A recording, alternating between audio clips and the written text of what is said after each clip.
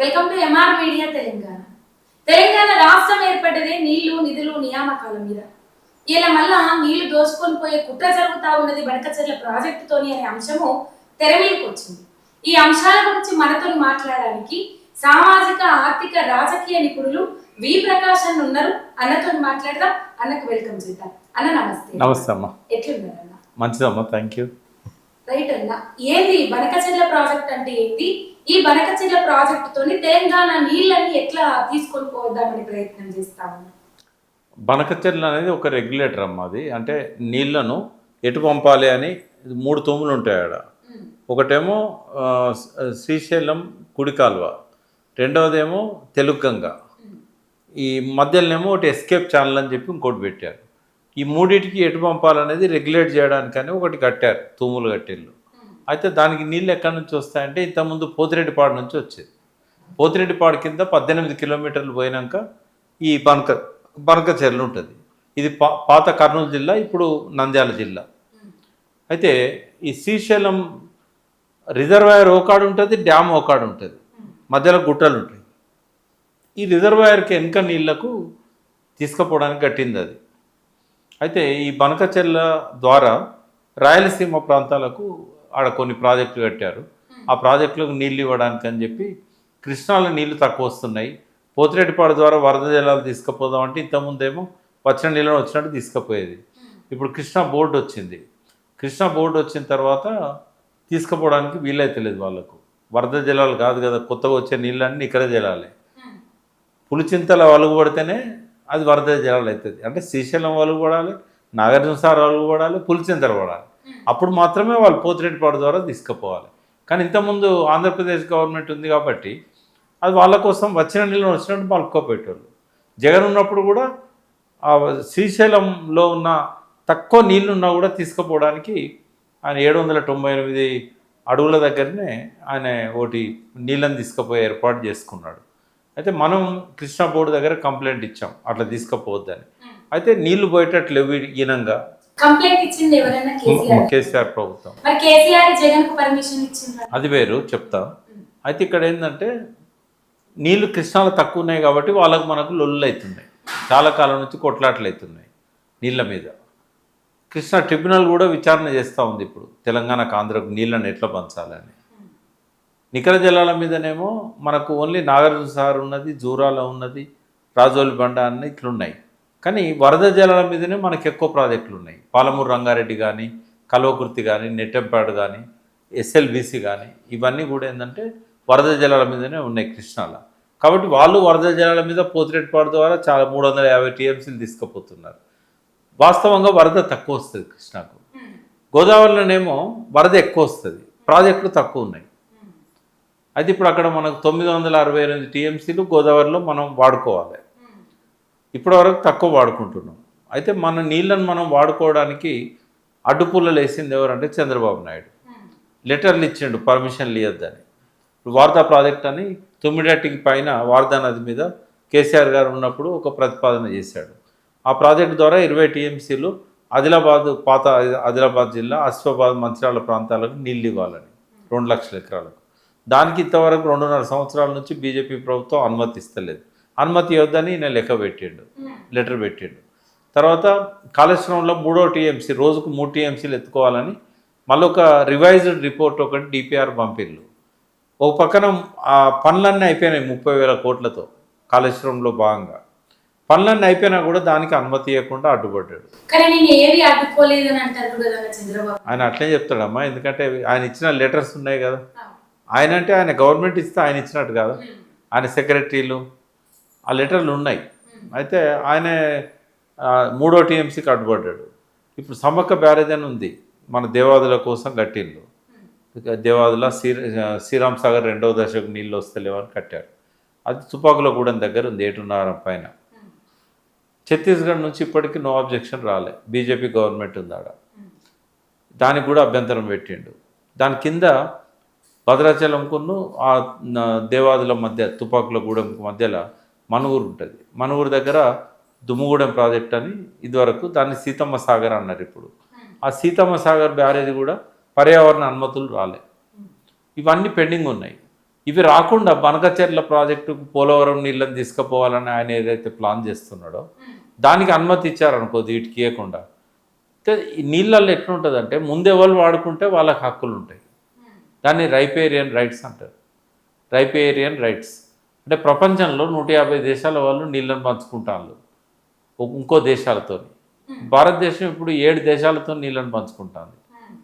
అయితే ఈ నీళ్లు పంచుకున్నప్పుడు కొట్లాటలు వస్తాయని, 3వ ప్రపంచ యుద్ధం నీళ్ళతోనే వస్తుందని చెప్పి వాళ్ళు ఏం చేసిందంటే నీళ్ళని పంచుకోవాలంటే గివి ప్రాధాన్యతలను పెట్టారు.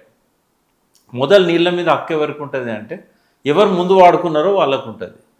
ఇప్పుడు అర్ధర్ కాటను 150-170 ఏళ్ళ కింద విజయవాడ దగ్గర కృష్ణా బ్యారేజ్ కట్టిండు, రాజమండ్రి దగ్గర గోదావరి బ్యారేజ్ కట్టిండు. కాబట్టి కృష్ణా గోదావరి నదుల మీద మొట్టమొదలు బ్యారేజీలు కట్టి వాడుకున్నది ఆంధ్ర వాళ్ళు. అందుకని ఏంటంటే వాళ్ళకు మొదటి రైట్ ఉంటుంది దాని మీద. నిజాం సాగర్ మంజీరా నది మీద మనం ముందు కట్టుకున్నాం. మంజీరా నది పుట్టిన కాంచి ఫస్ట్ కట్టుకున్నది మన తెలంగాణలో. అంటే మనకు ముందు హక్కు వస్తుంది. దీన్ని రైపేరియన్ రైట్స్ అంటారు. ఇప్పుడు బనకచెర్లలో మొదలు నీళ్ళని తీసుకుపోయింది అనుకో, ఫస్ట్ రైట్ వాళ్ళకు ఉంటుంది కదా. ఇప్పుడంటే 3000 టీఎంసీలు వస్తున్నాయి. కాదు, ఇప్పుడు ఆ రైట్ ఎంతవరకు ఉంటే అన్ని వాడుకోవచ్చు. ఇప్పుడు 200 టీఎంసీలు తీసుకుపోతాను అంటాడు. రేపు కరువు వస్తుంది, నీళ్లు రావు. మరి ముందు నాకు రైట్ ఉంది, నేను 200 టీఎంసీలు తీసుకుపోతా అంటే మన సంగతి ఏంది? అప్పుడు ఏమంటారు తెలుసా, నాకు 200 టీఎంసీలు రావాలి కాబట్టి మీరు మేడిగడ్డ దగ్గర గేట్లు వేయాలి, ఆ గేట్లు తీయాలి, ఆ నీళ్ళని మాకు రానియాలి, మీరు అక్కడ నీళ్ళని ఆపడానికి లేదంటాడు. అట్లనే సమ్మక్క బ్యారేజ్ గేట్లను తెరవాలి, ఆ నీళ్ళని తీసుకోవద్దు అంటాడు.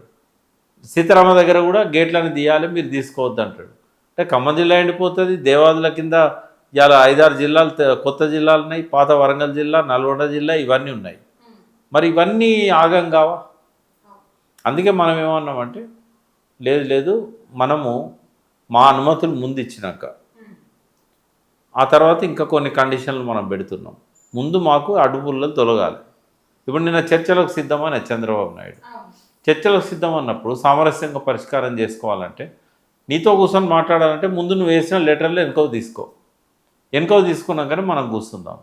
విడిగా కూర్చుందామా లేకపోతే అపెక్స్ కౌన్సిల్ దగ్గర కూర్చుందామా? ఈ విషయాల మీద ఖచ్చితంగా పట్టుబట్టాలి రేవంత్ రెడ్డి. ఆ లెటర్లు వెనుకవ తీసుకున్నాడు అనుకో, పట్టుబట్టుడు ఎక్కడదన్నా, ఆయన దగ్గర పైసలు ఉన్నాయి, ఆయన ప్రాజెక్టు కట్టుకుంటుండు, మన దగ్గర పైసలు లేవు, నేను సపరేట్ ఎక్కుకుంటున్నా అంటుండు. అంటే పైసలు ఇప్పుడు గోదావరి మీద ఎన్ని ప్రాజెక్టులు కట్టాలన్నా అప్పులు దొరుకుతాయి. ఎందుకంటే ఆ నీళ్ళు మనకు కేటాయింపు ఉన్నది కాబట్టి. అదే మనకు మహబూబ్నగర్ జిల్లాలో ఏదైనా ప్రాజెక్టు కట్టాలంటే వాటికి నీటి కేటాయింపులు లేవు కాబట్టి ఎవరు అప్పియ్యరు. ఇప్పుడు చంద్రబాబు నాయుడు కంటే కూడా తెలంగాణ ఆర్థిక వ్యవస్థ బలంగా ఉన్నది, కానీ ఈయనకు చేతగాక దాన్ని నడుపుతలేడు. సరే, ఇప్పుడు అందులో పోకుండా మనం నీళ్ళ మీదనే మాట్లాడుకుంటే, మూడవది ఏంటంటే బచావ్ తీర్పు అనేది ఒకటి ఉంది. గోదావరి మీద ఉంది, కృష్ణా మీద ఉంది. వాళ్ళు ఏమన్నారంటే నాగార్జున సార్ నుంచి కృష్ణా డెల్టాకు 80 టీఎంసీలు ఇవ్వాలని చెప్పి 76లో 73-76లో తీర్పు ఇచ్చారు. 2 రిపోర్ట్లు ఇచ్చారు. అందులో 73లో ఇచ్చిన తీర్పులోనే 80 టీఎంసీలు నాగార్జున సార్ నుంచి విజయవాడ దగ్గర ఉన్న కృష్ణా డెల్టాకి ఇవ్వాలి, కృష్ణా నీళ్ళని అన్నారు. అని ఏమన్నారంటే గోదావరి నుంచి ఎప్పుడైనా కృష్ణాకు నీళ్ళను కలిపితే, అంటే పోలవరం కట్టి పోలవరం కుడి కాలువను కనుక ప్రకాశం బ్యారేజ్ దగ్గర తీసుకొస్తే ఆ నీళ్ళతోని పంటలు పండుతాయి కాబట్టి అట్లా కలిపినప్పుడు 80 టీఎంసీలు పైనున్న రాష్ట్రాలకు ఇవ్వాలన్నారు. పైనున్న రాష్ట్రాలు ఎవరికైనా ఇవ్వాలి? మనకు 45 ఇవ్వాలి, కర్ణాటకకు 21 ఇవ్వాలి, మహారాష్ట్రకు 14 ఇవ్వాలి. వాళ్ళకు 35, మనకు 45. అయితే ఈ నీళ్ళని ఇప్పటిదాకా ఇస్తలేడు చంద్రబాబు. కలిపిండు ఆల్రెడీ. పోలవరం కాలువ ఇలా పడుతున్నాయి నీళ్ళు వచ్చి విజయవాడ దగ్గర. బట్ అది ప్రాజెక్ట్ రిపోర్ట్లో ఎప్పుడైతే మెన్షన్ చేశారో వెంటనే మనకు ఆ నీళ్ళు ఇస్తామని చెప్పాలి. ఇప్పటిదాకా ఇస్తలేడు నాగార్జున సార్ నుంచి. ఇవన్నీ డిమాండ్స్ పెట్టాలి మనం. ఇవి పెట్టిన తర్వాత ఇప్పుడు ఇంకో 200 తీసుకుపోతానంటాను కదా, ఆ 200 కూడా మనకి ఇవ్వాలి మళ్ళీ ఎలా కృష్ణాలో. ఇప్పుడు నువ్వు కృష్ణా ఆయకట్టు అంటే ఇప్పుడు నాగార్జున సార్ కుడి కాలువ ఉన్నది, కుడి కాలువ తీసుకుపోతాడు. తర్వాత ప్రకాశం బ్యారేజ్ దగ్గర కలిపి ఎడమ కాలువ కింద ఉన్న కృష్ణా జిల్లా జగ్గాయపేటకు నందిగామకు కూడా లిఫ్టులు పెడుతున్నాడు. తర్వాత పెన్నా నది బేసిన్లోకి తీసుకుపోతున్నాడు ఈ బనకచెర్ల అవతల. ఇవన్నీ తీసుకుపోతున్నప్పుడు ఆ 200 టీఎంసీలను కూడా బచావత్ ట్రిబ్యునల్ ఎట్లయితే 80 టీఎంసీలు మనకి ఇవ్వమని చెప్పిందో ఈ 200 కూడా ఇవ్వాలి మళ్ళీ. అవి కూడా ఎంబటే ఈ గోదావరిలోకి వెళ్ళి తీసుకోవాలి, నాగార్జున సార్ పైనుంచి మనకి ఇవ్వాలి. ఇస్తే మహారాష్ట్రలో వాళ్ళు 88 టీఎంసీలు వాడుకుంటారు. ఎందుకంటే 45, 35 అన్నారు కదా, మనకు 112 వస్తాయి, వాళ్ళకి 88 పోతాయి. అదే రేషియోలో 45, 35 రేషియోలో. ఇది ఇరిగేషన్ అనేది ఇంత డిఫికల్ట్ కంటెంట్ అయినప్పటికీ కూడా మీలాంటి వాళ్ళు అంటే ముచ్చట చెప్పినట్టు చెప్పి చిన్నపిల్లలకు కూడా అర్థమయ్యేటట్టు చెప్పేటోళ్ళు ఉన్నప్పటికీ కూడా మరి ఎందుకన్నా వీళ్ళకి అర్థమైతలేదు? ఇప్పుడు అంటే దాని మీద కొంచెం తెలుసుకోవాలి. ఇప్పుడు రేవంత్ రెడ్డి ఏమన్నాడంటే దేవాదలో ఏ బేసిన్ లో ఉంది క్వశ్చన్ నెంబర్ 1 అన్న. నల్లమల్ల దేని కిందకి వస్తుంది? తెలంగాణ కిందకి వస్తుందా, ఆంధ్రాకి వస్తుందా? 2 తర్వాత ఈ బనకచెర్ల ప్రాజెక్ట్ అనేది ఏ జిల్లాలో ఉన్నది?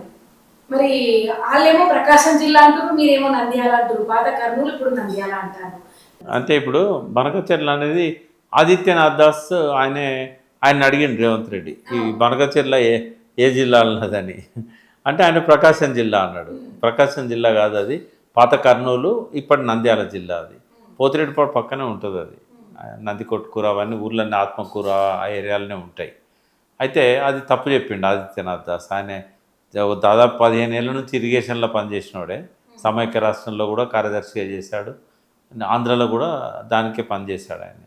ఆయన తప్పు చెప్పాడు. అది రెండవది గోదావరి దేవాదులు అనేది ఏ బేసిన్లో ఉన్నదని అడుగుడు చాలా దుర్మార్గం. ఎందుకంటే ముఖ్యమంత్రి 1.5 సంవత్సరాలు అయింది, అది ఏ బేసిన్లో ఉన్నదో తెలియకుండా దానికి నిధులు కానీ కంప్లీట్ చేయాలనే ఆలోచన కానీ ఏది లేకపోతే ఎట్లమ్మా? తెలుసుకోవాలి. ముఖ్యమంత్రి కాగానే ఫస్ట్ ఏ సబ్జెక్టుల మీద ఆయనకు అవగాహన లేదో ఆ సబ్జెక్టుల మీద తెలుసుకోవాలి. ముఖ్యమంత్రి కాగానే ఉంటుందని నేను అన్నా. చాలామంది ముఖ్యమంత్రులకు కూడా వచ్చినాక నేర్చుకుంటారు. ఆయన ఎన్నడూ మంత్రి కూడా కాదు. సరే నేర్చుకోవాలి కదా, ఏడాది దాటింది నేర్చుకోకపోతే ఎట్లా? నేర్చుకోవాల్సిన ప్లేస్ ఎక్కడన్నా లైవ్లోనా? లైవ్లో నేర్చుకోవడం అనేది ఆయన అసమర్థతను బయట పెట్టుకున్నాడు. ఒకవేళ నిజంగానే డౌట్ ఉన్నా కూడా చెవిలో అడగాలి పక్కన, ఇది ఇజ్జత్ తీసుకోవడమే అవుతుంది. సరే ఏదన్నా కానీ నాకు ఆయన మీద సానుభూతి ఉన్నది. ఎందుకున్నదంటే అమాయకంగా అడిగిండు, అంటే ఆయన తెలివిని బయట పెట్టుకున్నాడు. ఇప్పటికైనా నేను ఆయనకి ఏం చెప్తున్నా, 2 రోజులు అన్ని పనులు బంద్ పెట్టుకొని మాలాంటి వాళ్ళని పిలిచి లేదా వాళ్ళ ఇంజనీర్లను పిలిచి, ఇంజనీర్లు కూడా అందరికీ అన్ని విషయాలు తెలివాయి.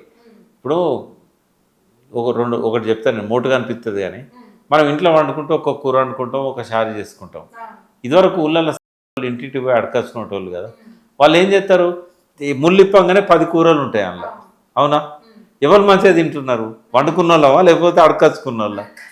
అదే ఇప్పుడు ఇంజనీర్ అంటాడు ఏ ప్రాజెక్ట్ మీద ఉంటే ఆ ప్రాజెక్ట్ సంబంధించి నాలెడ్జ్ ఉంటుంది, మిగతా వాటి మీద కొంచెం నాలెడ్జ్ ఉంటుంది. కానీ నాలెడ్జ్ కోసం మేము అందరి దగ్గర తిరిగి నేర్చుకుంటాం కదా.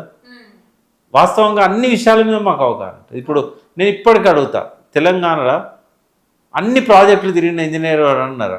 చిన్న మధ్యతర పెద్దయి నేను తిరిగిన అన్ని నదుల మీద పుట్టిన కాడ నుంచి మన తెలంగాణ దాటేదాకా వాటి మీద ప్రయాణం చేసిన, ఎప్పుడో 30 ఏళ్ళ కింద.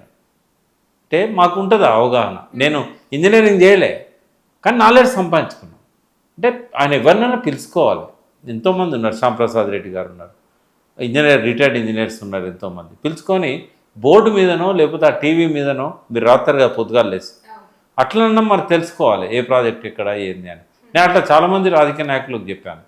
తర్వాత నమస్తే తెలంగాణ పెట్టినప్పుడు 3 రోజులు చెప్పిన రిపోర్టర్లు అందరికీ నీళ్ళ కథ. కానీ నేర్చుకోవాలి కదా, నేర్చుకోడు. ఇంకా ఘోరం ఏం తెలుసా, మీరు ఎవరు గమనించండి, ఇంకోటి ఉంది, హరీష్ రావు కూడా గమనించలే. గోదావరిలో ఏమేమి నదులు కలుతాయని చెప్పి ఆయనే చెప్పుడు మొదలుపెట్టిండు. ఇంద్రావతి అన్నాడు, బాగానే ఉంది. ఇంద్రావతి పెన్నా అన్నాడు. ఎవరు అరుణ అడిగింది, మన గద్వాల అరుణకు ఉంది కదా, డికే అరుణకు అడిగింది. అడిగితే గోదావరిలో ఇంద్రావతి పక్కన పెన్నా ఇవి అని అన్నాడు. అన్నోళ్ళు వీళ్ళు దాటేసిండ్రు, తప్పు చెప్పిండు కదా. మీరు మళ్ళీ పెట్టుకొని చూడు కనబడుతుంది, గోదావరి పెన్నా అని ఉంటుంది. పెన్నా నది ఇక్కడెక్కడదమ్మా, పెన్నా సపరేట్ నది, అది వేరే బేసిన్. అది పెన్నా ఇక్కడ కలవదు. బనకచెర్ల నుంచి పెన్నా నది బేసిన్కు పోతాయి నీళ్ళు. అట్లా వాస్తవంగా బనకచెర్ల కూడా ఏ బేసిన్లో ఉన్నదని అన్నప్పుడు కూడా సరిగా చెప్పలే వాళ్ళు. అది కృష్ణా బేసిన్లో ఉంటుంది బనకచెర్ల. కిందికి పోయిన తర్వాత ఎందుకంటే తుంగభద్ర నీళ్ళు అవన్నీ ఏది గోదావరి బేసిన్లో ఉందని చెప్పింది. కాదు గోదావరి బేసిన్లో లేదు, బనకచెర్ల కృష్ణా బేసిన్లో. పోతిరెడ్డిపాడు పక్కనే కదా, శ్రీశైలం రిజర్వాయర్ బ్యాక్ వాటర్స్లోనే ఉన్నది. అది అంటే అక్కడ వర్షం పడ్డ నీళ్లు కృష్ణానదిలోకే వస్తాయి. కంపల్సరీ మీరాంతలో నిలిపించుకోవాలి, మీరు పోవాలన్నా, లేకపోతే అడిగితే ఎవరికైనా చెప్తాం, అడిగితే ఎవరికైనా చెప్తాం. ఆగమైతట్టుంది. అదే ఇప్పటికైనా నేను ఏమంటున్నా, అపెక్స్ కౌన్సిల్ అని ఉన్నది. ఈ అపెక్స్ కౌన్సిల్ అనేది ప్రతి సందర్భంలో ఈ బనకచెర్ల ప్రాజెక్ట్ వచ్చినప్పటి నుంచి, అంటే అంతకుముందు కూడా మాట్లాడేది అపెక్స్ కౌన్సిల్ అంటే ఏంటన్నా? ఇప్పుడు మన 2 రాష్ట్రాలు విడిపోయినాయి కదా, విడిపోయినప్పుడు నీళ్ళ పంచాయతీ ఉంటుందని చెప్పి ఏం చేసిందంటే, మనకు తెలంగాణకు 2 నదులు ఉంటాయి, కృష్ణా గోదావరి. ఆంధ్రకు 47 నదులు ఉన్నాయి, ఎందుకంటే సముద్రం ఉంది ఆడ. ప్రతి పాయ డైరెక్ట్ పోయి సముద్రంలో కలుపుతుంది. అయితే సముద్రంలో కలిసే ప్రతిదాన్ని ఒక బేసిన్ అంటాం. అక్కడ అన్నిటికంటే పెద్ద బేసిన్ ఏంది అన్నప్పుడు ఈ గోదావరి కృష్ణాన్ని పక్కకు పెడితే పెన్నా బేసినే ఇది అక్కడ ఆంధ్రలో. ఇక మిగతా 46 చిన్న బేసిన్లు ఉంటాయి. 46లో కృష్ణా గోదావరి కూడా ఉందాడ, తుంగభద్ర ఇవన్నీ ఉన్నాయి. బట్ 2 బేసిన్ల మన దగ్గర తెలంగాణలో. ఇటు వర్షం పడితేనేమో ఉత్తర తెలంగాణ మొత్తం గోదావరి, ఇటు పక్కనేమో దక్షిణ తెలంగాణ మొత్తం. అయితే ఈ జగడాలు అయితే కదా 2 రాష్ట్రాల మధ్యలో, కృష్ణా నీళ్ళను పంచుకునేటప్పుడు, గోదావరి నీళ్ళను పంచుకునేటప్పుడు ఇవి ఎట్లా పరిష్కారం చేసుకోవాలని చెప్పి ఏం చేసిందంటే కృష్ణా బోర్డు, గోదావరి బోర్డు అని పెట్టిండ్రు. ఇక మిగతా 47 ఆంధ్రలో ఉన్న నదుల నీళ్లు మనకు రావు కాబట్టి వాటి మీద మనకు పంచాయతీ లేదు. మనకి 2 నదులే ఉన్నాయి, కృష్ణా బోర్డు ఒకటి, గోదావరి బోర్డు ఒకటి. ఈ ప్రాజెక్టులన్నింటినీ వాటి పరిధిలోకి తెచ్చారు. ఏదైనా గొడవ అయితే కనుక మీరు మా దగ్గర ముందు దరఖాస్తు పెట్టుకోవాలి, నీళ్ళు ఎన్ని ఇవ్వాలనేది మేము డిసైడ్ చేస్తాం అని ఎప్పుడు మీటింగ్లు అయితే ఉంటాయి. కృష్ణా బోర్డు, గోదావరి బోర్డు వీటిలలో తెగలేదనుకో పంచాయతీ, అప్పుడు ఏంటంటే ఆంధ్ర ముఖ్యమంత్రి, తెలంగాణ ముఖ్యమంత్రి, కేంద్ర ఇరిగేషన్ శాఖ మంత్రి, ఈ ముగ్గురు కూర్చొని తేల్చాలి ఇక్కడ పరిష్కారం కాకపోతే. ఇక్కడ కమిటీలు ఉంటాయి, బోర్డు ముందట హాజరు కావడానికి ఇంజనీర్లు, ఇక్కడ ఇంజనీర్లు, అక్కడ ఇంజనీర్లు, ఇక్కడ కార్యదర్శి, ప్రిన్సిపల్ సెక్రటరీ నీటిపారుదల శాఖ, అక్కడి ప్రిన్సిపల్ సెక్రటరీ, వీళ్ళు కూర్చొని పరిష్కారం చేయాలి. ఇక్కడ కానప్పుడు ఏం చేస్తాం, అక్కడికి పోతాం. Apex committee meeting. అపెక్స్ కమిటీకి ఇంతకుముందు ఒకసారి కేసీఆర్ చంద్రబాబు నాయుడుతో ఢిల్లీకి పోయి పాల్గొన్నాడు, రెండోసారి జూమ్లో పాల్గొన్నారు. జగన్ ఏమో డైరెక్ట్ అడిగిపోయిండు, కేసీఆర్ ఏమో జూమ్లో పాల్గొన్నాడు. అయితే 2 మీటింగ్లు అయినాయి. ఇప్పుడు 3వ మీటింగ్ అయితే రేవంత్ రెడ్డి, చంద్రబాబు నాయుడు కూర్చుంటారు. కూర్చున్నప్పుడు ఆడ పార్టీలని కొత్తగా వచ్చిండు, అంతకుముందు షెకావత్ ఉండే. షెకావత్కి అంత అవగాహన అయింది, 10 ఏళ్ళు ఉన్నాడు కాబట్టి. ఆ 10 ఏళ్ళల్లో ఒక 7 ఏళ్ళలో 6 ఏళ్ళలో ఉన్నాడు ఆయన. మరి ఈయన కొత్తగా వచ్చిండు పార్టీలు, ఆయనకి ఏం తెలియదు. ఆయనకు నీళ్ళ మీద అవగాహన ఉండొచ్చు, కానీ తెలంగాణ ఆంధ్రలో ఏమున్నాయి ఏంది అనే దానికి ఏం తెలుస్తుంది. ఇప్పుడు రేవంత్ రెడ్డికి ఏం తెలియదు అని మనకి దాంతో అర్థమైంది, పార్టీలకి ఏం తెలియదు. చంద్రబాబు నాయుడు కాబట్టి ఆయన ఏం చేస్తాడు, ప్లేట్ అంతా ఆయన దిక్కు తెచ్చుకుంటాడు.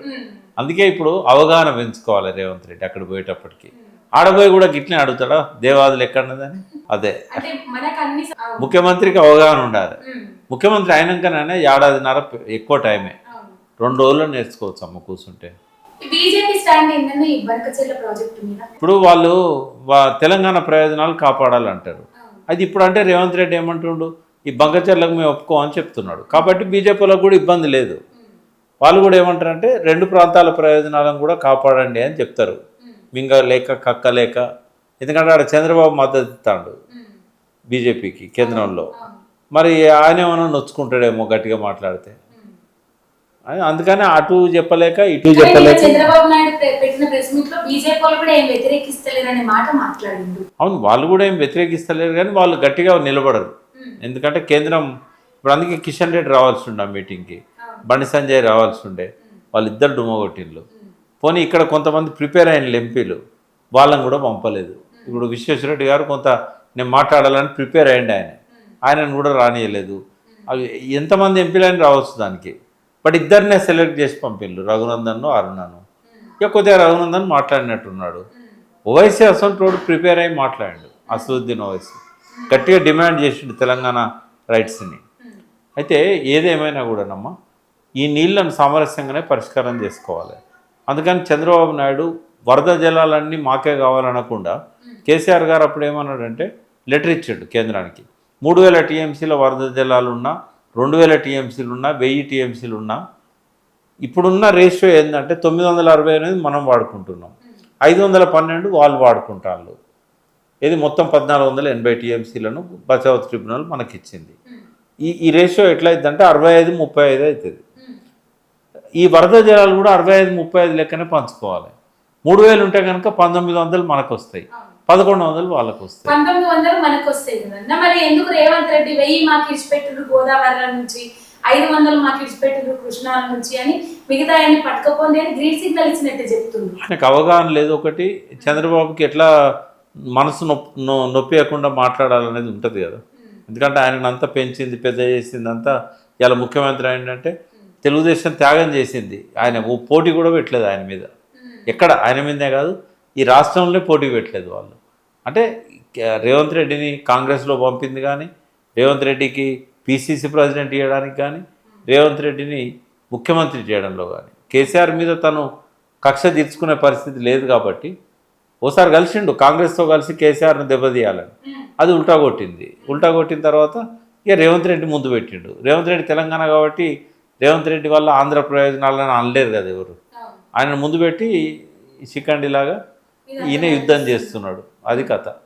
అంటే ఇప్పుడు గురుదక్షిణగా గురువుకి ఏమని ఇచ్చుకోని తెలంగాణ హక్కులను కాలరాస్తే ఎట్లా? ఎవరు ముందు అంటే ఆయనే ముందు అంటాడు. ఆయన ఇవాళ రేవంత్ రెడ్డి అంటోని ముఖ్యమంత్రి ఉన్నా అన్న, ఒక ఎమ్మెల్యేగా టికెట్ ఇచ్చినా, ఒక ఎంపీ టికెట్ కాంగ్రెస్లో వచ్చినా, కాంగ్రెస్లో వర్కింగ్ ప్రెసిడెంట్ వచ్చినా, పిసిసి ప్రెసిడెంట్ వచ్చినా, అన్ని వెనకాల చంద్రబాబు లేకుంటే ఎట్లయితుందమ్మా? ఎవరు కాంగ్రెస్ పార్టీ 140-150 ఏళ్ళ పార్టీలా ఈ నిన్నగాక మొన్న వచ్చినోనికి పిసిసి ప్రెసిడెంట్ ముఖ్యమంత్రి ఇస్తారా? ఎవరికైనా ఇచ్చిందా? 140 ఏళ్ళు అయి ఉంటుంది ఆ పార్టీ పుట్టి. ఎప్పుడో 1885లో పుట్టింది. మరి 140 ఏళ్ళలో ఎవరికి ఎందుకు రేవంత్ రెడ్డికే ఇచ్చారు? అంటే ఇదంతా కూడా ఏంటంటే, సరే ఏదన్నా కానీ ఆయన ముఖ్యమంత్రి, మనం గౌరవిద్దాం. ఆ ముఖ్యమంత్రి అవగాహన పెంచుకోవాలి. అపెక్స్ కౌన్సిల్లో కూర్చున్నప్పుడు పక్కన ఉత్తమ్ కుమార్ రెడ్డి ఉండకపోవచ్చు, లేదా ఇంజనీర్లు ఉండకపోవచ్చు. ఎందుకంటే అది ముగ్గురు మధ్య జరిగే మీటింగ్ అది అపెక్స్ కౌన్సిల్ కాబట్టి. మళ్ళీ అక్కడ పోయి చంద్రబాబు నాయుడు అడిగితే ఇజ్జత్ పోతుంది. చంద్రబాబు నాయుడు అడిగితే అంటే నేను అట్లా ఆయన అనే మాట మాట్లాడుతున్నా. అంటే అఖిలపక్షం అంటే ఏంటంటే అఖిలపక్షంలో అందరూ ఉండాలి కదా. అఖిలపక్షము ఇప్పటిదాకా భారతదేశంలో అన్ని రాష్ట్రాల్లో ఎప్పుడు పెట్టినా కూడా పార్టీకి లెటర్ రాస్తారు, మీ పార్టీ తరఫున ఎవరైనా పంపించండి అని. ఈ ఎంపీలతో అఖిలపక్షం పెట్టిన సంఘటన నాకు తెలిసైతే లేదు. ఎందుకు పెట్టిందంటే హరీష్ రావు అయినా కేటీఆర్ అయినా నీళ్ళ మీద బాగా అవగాహన ఉంది. వాళ్ళు వస్తే కనుక వాళ్ళది పైచేయి అవుతుంది. పైచేయి అయితే రేవంత్ రెడ్డికి మాట్లాడడానికి ఉండదు. ఆయన నీళ్ళ గురించి తెలియదని సంగతి తెలుసు. ఉత్తమ్ కుమార్ రెడ్డి గారు ఇప్పుడిప్పుడు కొంత అవగాహన పెంచుకున్నారు. ఆయన మాత్రం ఆయనను అభినందించాలి. ఒక్క ముక్క కూడా కేసీఆర్ తిట్టుడు కానీ, ఆ పాత విషయాలు తీయడం కానీ ఏం చేయలేదు. ఆయన మంచిగా ప్రజెంట్ చేశాడు.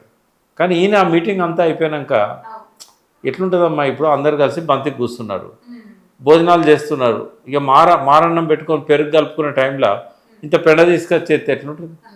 తిన్నది కూడా తృప్తి ఉండదు కదా. అంత మంచి మీటింగ్ అయింది.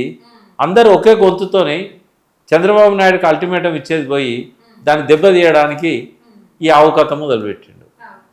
ఎప్పుడు చూసినా ఆవు కథే. ఇక తెలుసు కదా ఆవు కథ. గొడ్లగాసే పిల్లోన్నట, వాడిని ఏది అడిగినా ఆవు గురించే చెప్తాడట. ఇక వీడిని భూమి మీద ఏది అడిగినా ఆవు గురించే చెప్తాడని చెప్పి ఆ పైన చూస్తే విమానం పోతుంది. అరే నువ్వు ఆ విమానంలో ఉన్నావు అనుకోరా, ఏం చెప్తావురా నాకంటే? నేను విమానం ఎక్కి తిని నా సీట్లో కూర్చొని కిటికీలో నుంచి పక్కకు చూస్తేని ఆవు గడ్డి మేస్తూ కనబడాను. ఎంతసేపు కేసీఆర్, ఎక్కడ పోయినా కేసీఆర్ మంచి చేసిండు వాస్తవంగా. రెండు ప్రాంతాలు బాగుండాలని చెప్పి ఇటు రాయలసీమకు నీళ్ళు పోతాయి మనకు చెల్లతో 4 సార్లు కలిపినట్టయితే ఇటు గుంటూరు, ఒంగోలు, నెల్లూరు దాకా తీసుకుపోవచ్చు. అందుకని ప్రకాశం బ్యారేజ్ నుంచి వీళ్ళు ఇప్పుడు ఒక పెద్ద బొల్లేపల్లి రిజర్వాయర్ అని కడదామనుకున్నారు. ఇక్కడ పల్నాడు జిల్లా. పల్నాడు అంటే గుంటూరు, పాత గుంటూరు జిల్లా, ప్రకాశం జిల్లా. గుంటూరు కూడా కాదు, ప్రకాశం జిల్లా. ప్రకాశం జిల్లాలో కొంత ప్రాంతంలో ఈ బొల్లేపల్లి అనే ఊరు దగ్గర 150 టీఎంసీల రిజర్వాయర్. అంటే మల్లన్న సాగర్ 50దే. అదివరకు అనేది కదా, నది లేకుండా ఎట్లా కట్టిన. ఇప్పుడు నది లేదా ఆడ, నది 150. ఇంకా ఏంటంటే మనల్ని 3 బ్యారేజీలు కడితేనే మీరు కరెంటు బిల్లులు ఎక్కువైతే ఎత్తిపోతాలో అది అని అన్నారు కాళేశ్వరంలో. అది 11 బ్యారేజీలు అన్నారు. బనకచెర్లకు రావాలంటే 11 బ్యారేజీలు. ఎక్కడి నుంచి? ప్రకాశం బ్యారేజ్ కాడ నుంచి ప్రకాశం బ్యారేజ్ దాకా ప్రవాహ కాలువలు వస్తాయి, గ్రావిటీతో వస్తుంది. పోలవరం నుంచి కుడి కాలువ ద్వారా ఆ నీళ్ళు వదిలి తీడికి వస్తాయి. ఇక్కడ పోలవరం ఎత్తు కడతాను కదా, కాబట్టి ఆ ఎత్తు నీళ్ళు వేస్తాయి కదా, ఆడ వాల్ విప్పంగానే వచ్చేస్తాయి. ఇక్కడ నుంచి 7 లిఫ్ట్లేమో ఈ బొల్లేపల్లి రిజర్వాయర్కు, అక్కడ నుంచి 4 లిఫ్ట్లేమో బనకచెర్లకు, టన్నెల్ కూడా ఉంటుంది మధ్యలో. ఇట్లాంటివన్నీ కూడా పెట్టినల్ల.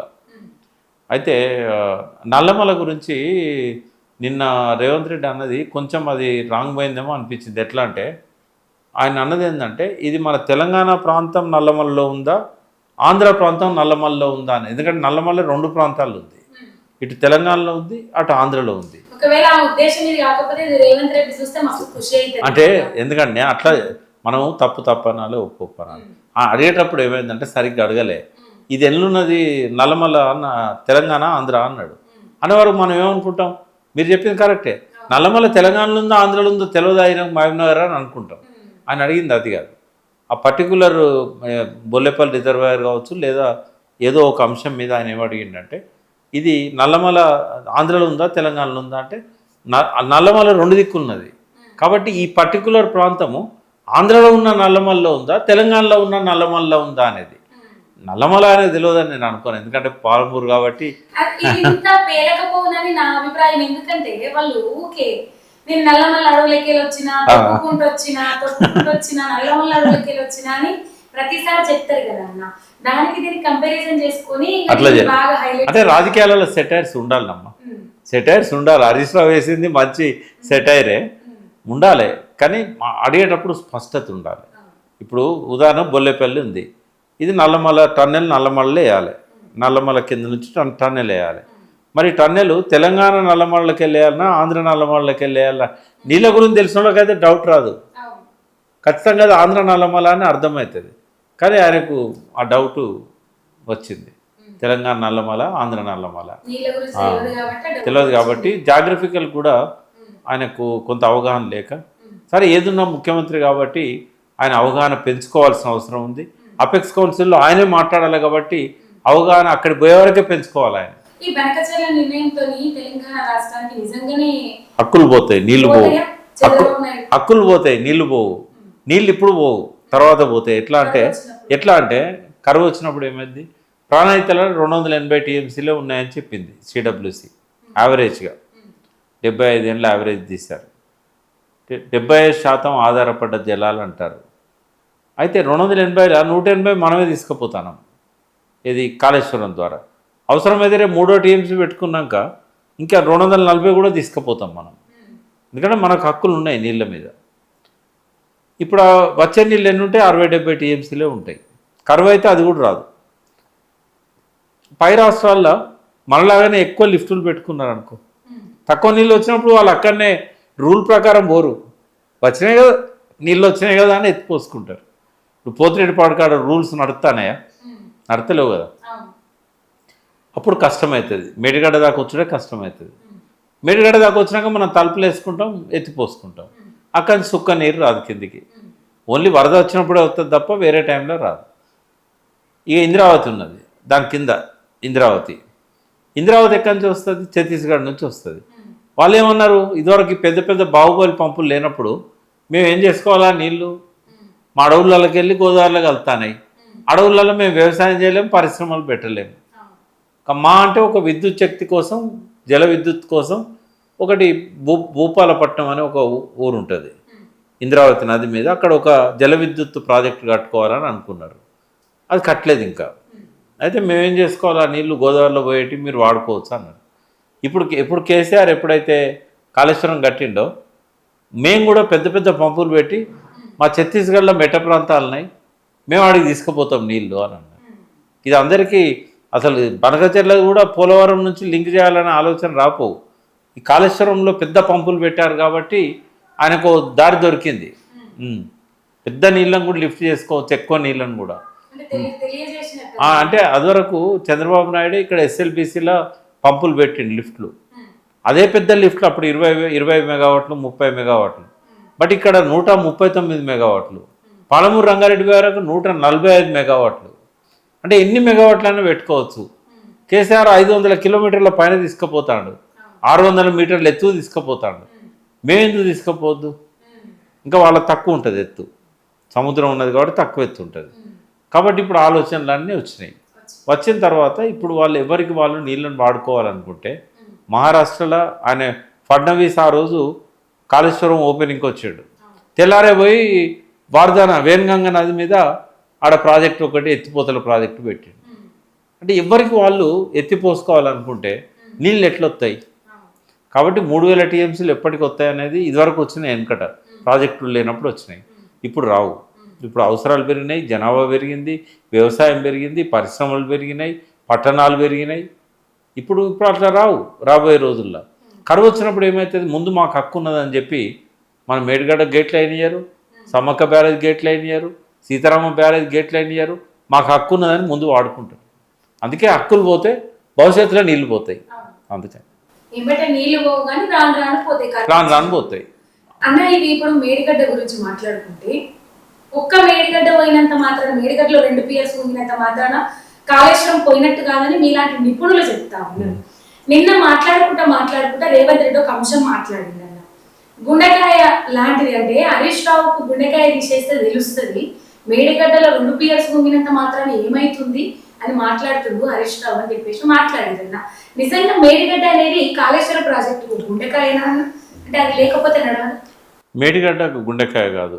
మేడిగడ్డ గుండెకాయ ఎప్పుడైతుందంటే ఇప్పుడు కాళేశ్వరం ద్వారా మనం ఒక 200 టీఎంసీలు తీసుకుపోతున్నాం అనుకుందాం, 180 టీఎంసీలు తీసుకుపోతామని అనుకుందాం ఈ 3 టీఎంసీల ద్వారా కూడా.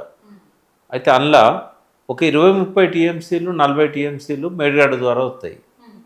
మిగతా మేడిగడ్డ గేట్ లేకపోయినా వస్తాయి. అది తెలియదు చాలామందికి. ఎట్లా అంటే కన్నెపల్లి పంప్ హౌస్ అనేది ఈ గోదావరి నది బెడ్ ఉంటుంది కదా, రివర్ బెడ్ అంటాం, ఇంకా కిందికి ఉంటుంది. అది లిఫ్టులు కింద ఉన్నాయి. అందుకే మొన్న గోడగూలి లిఫ్టులు మునిగిపోయినాయి, లిఫ్టులు కిందికి ఉంటాయి. అయితే ఆ గోదావరిలో నీళ్ళు వచ్చినట్టు ఇళ్ళకి పోతాయి, పోయి అలా నుంచి ఎత్తిపోసుకోవడానికి వస్తాయి. అయితే వరద వచ్చినప్పుడు గోదావరిలో వరద చాలా ఎత్తుమీకెళ్ళి పోతుంది. పోయినప్పుడు ఈ పంపులకు నీళ్ళు అందుతాయి. అప్పుడు మేడిగడ్డల తలుపులు లేరు. మేడిగడ్డల తలుపులు ఎప్పుడు ఎత్తారంటే అక్టోబర్లో ఎత్తారు. అక్టోబర్లో వేసి మళ్ళీ జూన్లో వరద వచ్చినప్పుడు తీస్తారు. వరద వచ్చిన టైంలో గేట్లు వేయరాదు, ఎత్తే మీకెళ్ళి పోతాయి, అంతే కదా. అయితే మనకు అక్టోబర్ దాకా వర్షాలు బాగా పడేది ఎప్పుడు, పైనుంచి నీళ్ళు వచ్చేది ఎప్పుడు అంటే జూలై, ఆగస్టు, సెప్టెంబర్, 90 రోజులు. ఆ 90 రోజులనే మనం 180 టీఎంసీలు తీసుకుపోతాం. అప్పుడు మనకి మేడిగడ్డ అవసరమే లేదు. కాబట్టి గుండెకాయ ఏదంటే Kannepalli pump house, Kannepalli pump house గుండెకాయ.